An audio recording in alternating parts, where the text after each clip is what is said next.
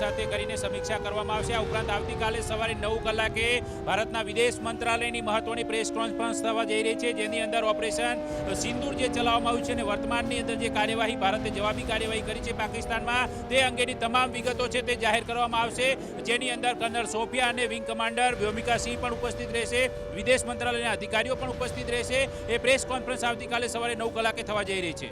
બિલકુલ, એટલે એક પછી એક અપડેટ્સ આવી રહ્યા છે। અત્યારે મધરાત્રિના 1 વાગ્યા છે, સતત ઇનપુટ્સ આવી રહ્યા છે। કઈ રીતે ભારત જવાબી કાર્યવાહી કરી રહ્યું છે, કઈ રીતે રિલીફ લઈ લો થોડું મુફદ્દલ। સવારે 9 વાગે વિદેશ મંત્રાલય પ્રેસ કોન્ફરન્સ કરવા જઈ રહ્યું છે અને ઇતિહાસમાં એવું પહેલીવાર થઈ રહ્યું છે, સતત ત્રીજી વાર વિદેશ મંત્રાલય પ્રેસ કોન્ફરન્સ કરશે। 7 તારીખ, 8 તારીખ અને 9 તારીખ રક્ષા મંત્રીની એક સમીક્ષા બેઠક થવાની છે, જેમાં સીડીએસ, આર્મી, નેવી, એરફોર્સના વડા હાજર રહેવાના છે અને સવારે 8 વાગે મિનિસ્ટ્રી ઓફ એક્સટર્નલ અફેર એટલે કે વિદેશ મંત્રાલયની એક પ્રેસ કોન્ફરન્સ થશે। તમને બતાવી દઉં કે ભારત સાથે સમગ્ર વિશ્વ છે અને સમગ્ર વિશ્વએ આની નિંદા કરી છે।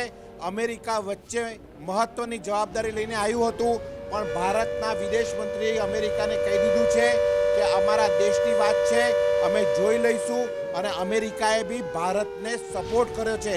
રક્ષા મંત્રીની બેઠક થઈ જાય, મિનિસ્ટ્રી ઓફ એક્સટર્નલ અફેર કાલે સબૂતો સાથે આખા વિશ્વને બતાવવાનું છે કે પાકિસ્તાને જે ઘોર અપરાધ કર્યો એનો વળતો જવાબ ભારતને આપવાનો અધિકાર હતો અને ભારતે આપ્યો છે।